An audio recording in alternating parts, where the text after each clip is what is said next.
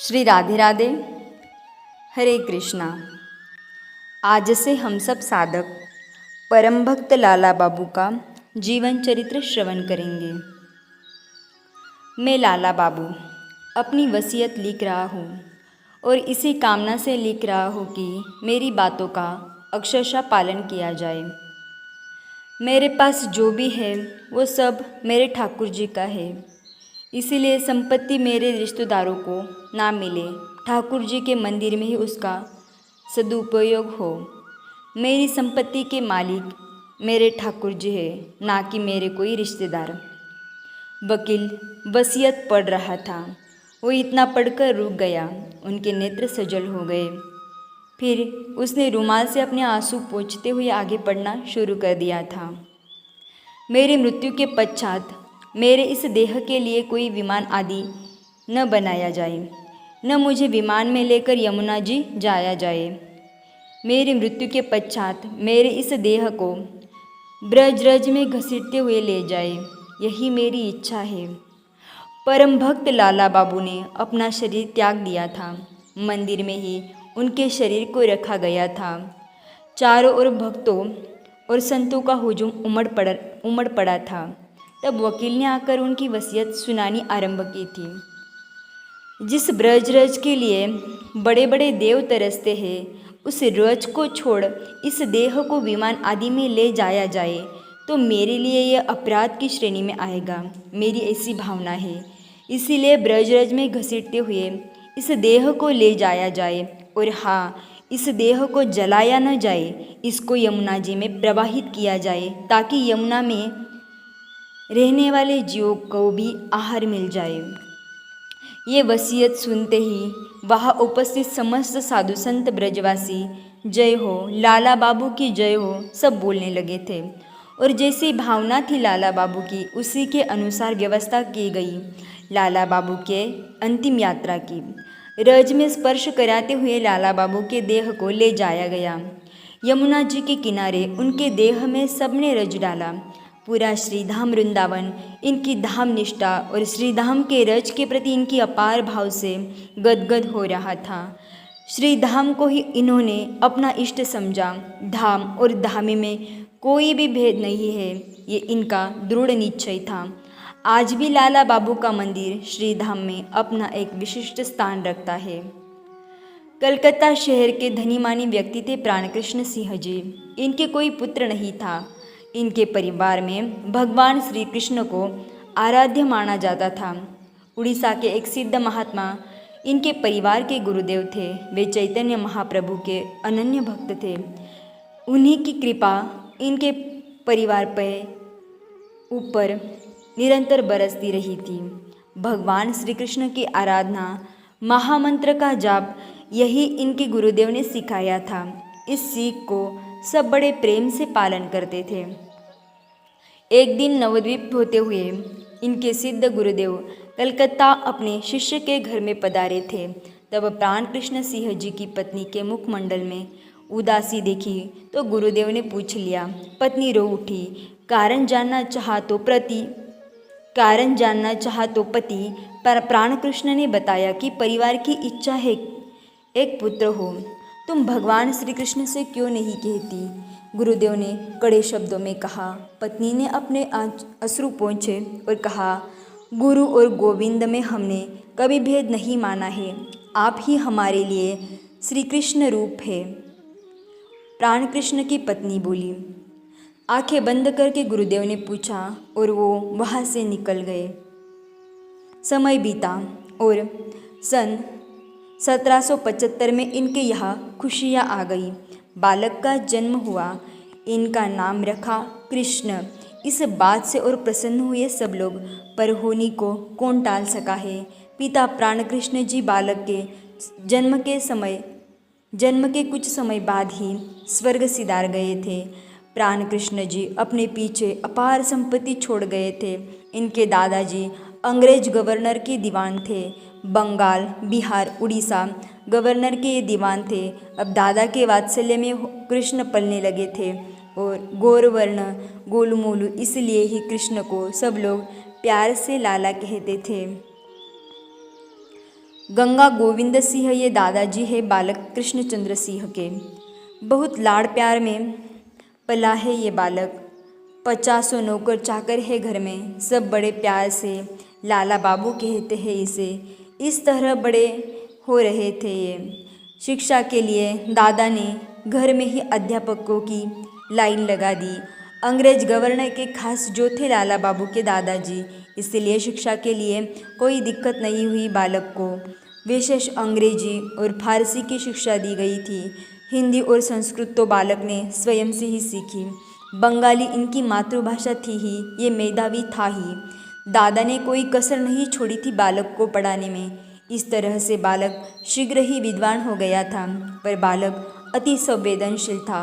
यह आवश्यक गुण है अध्यात्म के लिए, पर विशुद्ध भौतिक जगत के लिए ये अवगुण भी हो सकते हैं, क्योंकि स्वार्थ में टीका है ये भौतिक जगत। लाला बाबू बड़ा हो रहा था, पर अति संवेदनशीलता के चलते गरीबों को धन आदि लुटाना इसने प्रारंभ किया।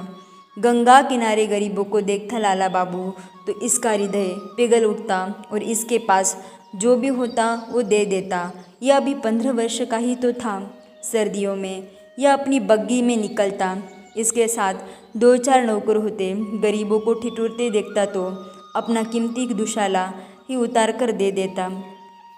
कभी कोई बग्गी के सामने आकर हाथ जोड़ता और कहता, बाबू 2 दिन से घर में चूल्हा नहीं जला है, कुछ करो। तो लाला बाबू कागज़ में लिख कर दे देता कि दादा इसे 100 रुपये दे देना। पर्ची दिखाकर वो गरीब गंगा गोविंद सिंह से 100 रुपये ले लेता। विलासिता प्रिय नहीं था लाला बाबू, नहीं, यह गरीबों के दुख देख नहीं सकता था, उसमें ही ये धन उड़ाता। अपने लिए इसने कभी धन खर्च नहीं किया। गरीब इसको बहुत आशीष देते, इसको ये सब अच्छा लगता था। एक दिन इसके दादाजी ने लाला बाबू को कहा, लाला तेरा कल जन्मदिन है, तू कल 16 वर्ष का हो जाएगा। दादा बहुत खुश है। बाबू जा बाजार से अपने लिए अच्छे कपड़े खरीद ला। और दादा ने अपनी मुनीम के साथ में अपने प्रिय पोते लाला को भेज दिया था। लाला बाबू जब बग्गी में चला तो आगे ही जाकर एक गरीब परिवार बग्गी के सामने आकर गिड़गिड़ाने लगा। लाला बाबू से कहने लगा, आपके दादा मेरी झोपड़ी को हटा रहे हैं, हम कहाँ जाए बाबू, कुछ करो, हमारी मदद करो। वो गरीब रो रहा था, उसके बच्चे रो रहे थे। लाला ने देखा मुनीम की ओर। मुनीम ने समझाना चाहा, बाबू गरीब कहने मात्र से नहीं होता और हर अमीर गलत भी नहीं होता। बाबू ये लोग ही हमारी ज़मीन कब्जा करना चाहते हैं, इसलिए इन लोगों की बातों पर ध्यान मत दो और चलो। बग्गी को आगे बढ़ाने के लिए कहा मुनीम ने। लाला बाबू देख रहा है। गरीब आदमी बग्गी के आगे सिर के बल गिर गया। उसके सिर से रक्त बहने लगा। वो हाथ जोड़कर कह रहा था, हम कहाँ जाए बाबू, वो भले तुम्हारी ज़मीन है, पर हम सालों से रह रहे हैं, कहाँ जाएंगे, दया करो। पर मुनीम के संकेत पर बग्गी वाले ने जैसे ही घोड़े को हाँका, गरीब आदमी के पैर पर बग्गी चढ़ गई। लाला बाबू को यह देखकर बड़ा क्रोध आया और वो चिल्लाकर बोला, ज़मीन किसकी है? मुनीम ने कहा, आपकी ही है। तो लाओ, मैं उस ज़मीन को इन गरीबों के नाम करता हूँ। यह कहते हुए कागज़ लेकर लाला बाबू ने वह ज़मीन गरीब के नाम कर दी। मुनीम ने ऐसे मुंह बनाया जैसे वो कह रहा हो, मुझे क्या सारी जायदाद दे दो इन भीख मंगों को। पर वो गरीब परिवार बहुत बहुत खुश होकर गया था। ये सब क्या है बाबू? दादा को मुनीम ने सारी घटना बता दी थी, इसलिए वो थोड़े कड़े शब्दों में पूछ रहे थे, दादा वो बेचारे गरीब हैं, कहाँ जाएंगे वो लोग, इसलिए मैंने वो संपत्ति उनको दे दी। लाला बाबू ने सहज कहा, बाबू अगर इस तरह लुटाना होना तो स्वयं कमाओ, समझे। दादा इससे ज़्यादा बोले नहीं। ये भी आज इनको ज़्यादा क्रोध आया था, इसलिए बोल दिया था। 15 वर्ष के युवा कृष्णचंद्र सिंह लाला बाबू ये 16 वर्ष में लगने ही तो वाले थे। कल इनका जन्मदिन था, पर दादा की बात इनको लग गई जैसे भक्त ध्रुव को लगी थी अपनी सौतेली माँ की बात, और वो निकल गए थे घर से। ऐसे ही लाला बाबू भी घर से निकल गए। एक जोड़ी कपड़े में ही जिद्दी थे। बात लग गई थी दादा की कि अगर लुटाना हो तो स्वयं कमाओ। ये बिना किसी को बताए रात में ही वर्धमान चले गए। सुबह जब इनके दादा उठे और उन्होंने देखा कि लाला नहीं है तो उन्होंने अपने लोगों को चारों ओर दौड़ा दिया लाला बाबू को खोजने। पर लाला ने भी जब देखा कि दादा ने मुझे खोजने के लिए लोग लगा दिए हैं और ये लोग मुझे यहाँ काम नहीं करने देंगे तो लाला बाबू रेल में बैठकर उड़ीसा चले गए। पढ़े लिखे थे ही लाला बाबू और इन दिनों उड़ीसा राज्य अंग्रेज़ों के अधिकार में था। ये अत्यंत बुद्धिमान थे। अंग्रेजी इनकी बहुत अच्छी थी, इसलिए अंग्रेज़ों के अधिकारियों ने इन्हें कलेक्टर का पद दे दिया। ये इसी बात से प्रसन्न थे। वहाँ इनको एक अपनी ही जात कायस्थ की कन्या से ही प्रेम हो गया और इन्होंने विवाह भी कर लिया। लाला, तेरे दादाजी बहुत बीमार है, तो आजा। अपनी ऑफिस में बैठे लाला बाबू टेलीग्राम पढ़ रहे थे। कलकत्ता से इनके दादाजी ने भेजा था। कलकत्ता अपने घर में स्वयं ही लाला बाबू ने सूचना भिजवा दी थी, ये कहकर कि अब मुझे किसी से पैसा नहीं चाहिए, मैं स्वयं कमाने लगा हूँ। उड़ीसा भुवनेश्वर में मैं कलेक्टर हूँ। ये पढ़कर दादा और दुखी हो रहे थे और इसी दुख के कारण वो बीमार भी रहने लगे थे। पर लाला बाबू को अपने दादाजी की अभी भी वो बात चुभी हुई थी कि अगर इस तरह लुटाना हो तो स्वयं कमाओ। इसीलिए ये लगे हुए थे धन कमाने में। पत्नी सुशील थी। समय बीतता गया और एक दिन इनके पुत्र भी हो गया, जुड़वा पुत्र। उन्हीं दिनों इनको श्री जगन्नाथ भगवान के धाम पुरी में रहने का अवसर मिल गया। ये इस बात से बड़े प्रसन्न थे। पत्नी बच्चों के साथ कुछ दिन के लिए अपने मायके चली गई थी। लाला ये नित्य श्री जगन्नाथ भगवान के मंदिर जाते, वहाँ का प्रसाद ग्रहण करते। कलेक्टर थे तो पुजारी लोग भी आदर करते थे। उनके ही निवास पर प्रसाद पहुँच जाता। फिर तो इन्होंने बाहर का भोजन करना ही छोड़ दिया था। फिर प्रसाद, वो भी जगन्नाथ भगवान का। उससे इनके मन के पाप सब धुलते जा रहे थे। इनका मन पवित्र हो गया था। इन्हें बहुत अच्छा लगता था जब ये समुद्र किनारे बैठते और वहाँ साधु महात्मा महामंत्र का गान करते हुए आते। ये उन्हें देखते थे, ये उनके साथ महामंत्र का गान करते, कभी कभी उन्हीं की मुद्रा में नाचने लगते। एक दिन श्री जगन्नाथ मंदिर के निकट ही चैतन्य महाप्रभु की कथा एक वृद्ध महात्मा सुना रहे थे। ये अपनी गाड़ी से उसी ओर किसी कारणवश गए हुए थे। वाणी में इतनी मधुरता थी कि वो वहीं रुक गए। गाड़ी को एक तरफ लगाकर कथा में गए, जूते खोलकर बैठ गए। वो महात्मा महाप्रभु की पत्नी श्री विष्णुप्रिया के त्याग की चर्चा कर रहे थे। वो बता रहे थे कि प्रेम में कितना महान त्याग था विष्णुप्रिया का। सब भूल गए लाला बाबू। वो तो कथा सुनते हुए हिलकियों से रो पड़े। तुम कलकत्ता के प्राण कृष्ण जी के पुत्र हो? उन महात्मा जी ने कथा रोककर पूछा। लाला बाबू चौंक गए। हाँ गुरुदेव, पर आप कैसे जानते हैं? फिर तुरंत लाला बाबू ने पहचान लिया। इनका एक चित्र भी लाला बाबू के पूजा के घर में रखा हुआ था। इन्हीं की कृपा से मेरा जन्म हुआ है। यही तो मेरे परिवार के गुरुदेव। लाला बाबू तुरंत साष्टांग चरणों में लेट गए। जो भक्ति के बीज इनके भीतर थे, उन बीजों को अब सत्संग, नाम कीर्तन आदि से जल खाद मिलने लगा, पल्लवित होने लगा वो बीज। श्री वृंदावन, श्री श्याम सुंदर, श्री राधा रानी, लाला बाबू इन महात्मा जी को ही अपना सर्वस्व मानने लगे थे। और ये महात्मा इनको श्री वृंदावन के विषय में बताते, श्याम सुंदर कहते हुए ये भाव में डूब जाते और श्री राधा कहते हुए तो इनके नेत्रों से अश्रु रुकते ही नहीं। ये महात्मा जी ही नहीं, लाला बाबू भी भाव जगत में चले जाते। संग का रंग तो चढ़ता ही है। वो चढ़ता गया। एक दिन महात्मा जी लाला बाबू से बोले, बाबू मैं श्री वृंदावन जा रहा हूँ। ओहो, लाला बाबू को बड़ा दुख हुआ। क्यों? तुरंत पूछ लिया लाला ने।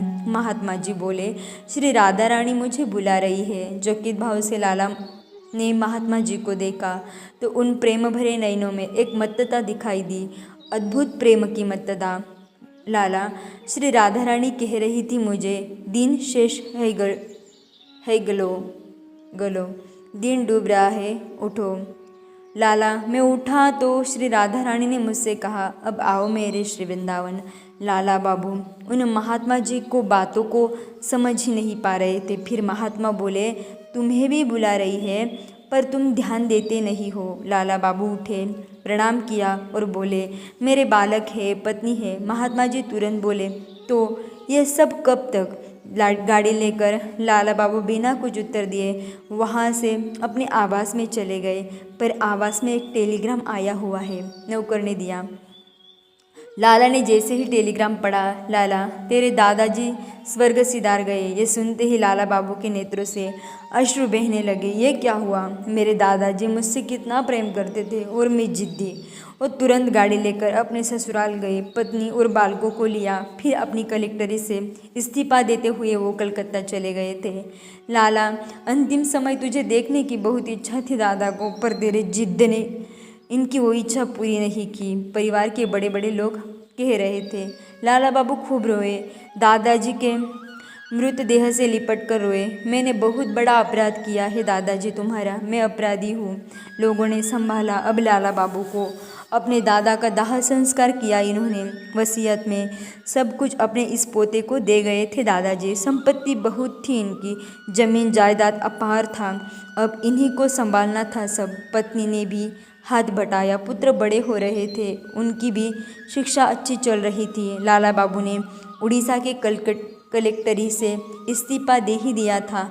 अब इनको सरकारी काम नौकरी आदि करने की आवश्यकता थी नहीं, क्योंकि इनके पास अपनी ही कलकत्ता में ज़मीनें बहुत थी। ये अब इन्हीं अपने जायदाद को संभालने में लगे थे। इन्हीं सब में लाला का समय बीत रहा था। आगे की चर्चा हम कल श्रवण करेंगे। तब तक के लिए राधे राधे, हरे कृष्णा।